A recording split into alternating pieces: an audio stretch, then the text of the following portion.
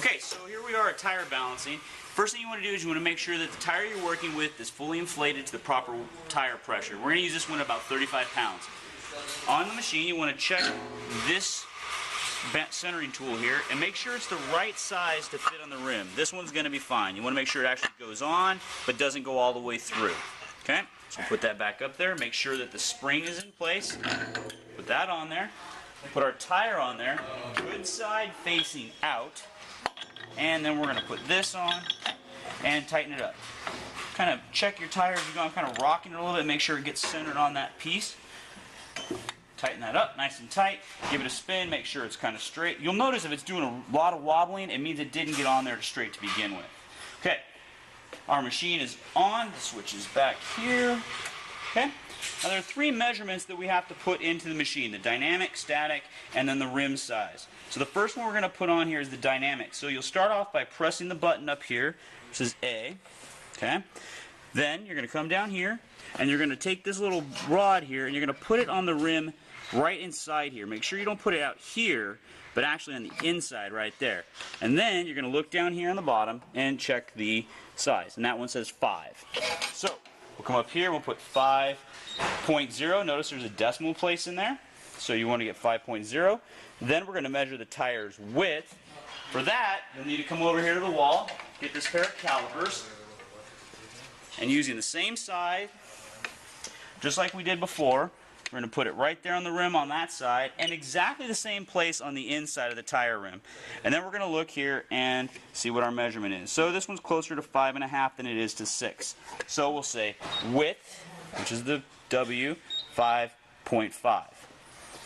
Then the last one is the tire rim size, and remember, you can get that from the outside of the tire based on our tire size. So here's our tire size, 205/75 R14. So our rim size is 14. So we're going to end that one in. So we'll hit rim size, and we'll say 14.0. Okay?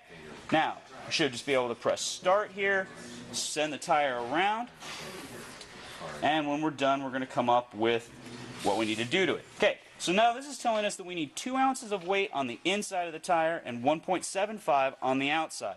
So we're going to look through our weight pile here. Oh, here's a 2 ounce. This is perfect. Notice it says 2.0. Now, where are we actually going to mount that on the inside depends on this little dot. We're going to spin this around until that dot starts flashing for me, like that. That tells me now, if you look in here, there's a little red line right there, but basically the idea is it's straight up. And we're going to mount this right here on the rim. So you put it on the rim like this, and we tap it home. Okay, now I got 2 ounces mounted on the inside right here. Now, on the outside, we need to do our 1.75. Dig through my pile. Try to find my 1.75. So here's my 1.75. Let's see how this works. I'm going to spin this around again until we line up with the arrows. Now I want the outside, like so. There she is. And we're going to line it up right over the top here. Use our hammer, pound that on there, and then we press start again and we send it around. Now if we did this right, there's a good chance we'll end up with zeros across the board, and that means that our tire is balanced. If you ended up with a tire that said, it can come back and says do 0.25 or 5 or 0.5 in another location on the tire, because sometimes you need more than one spot on the tire to balance it. But once you get double zeros like that, the tire's balanced, you're good to go.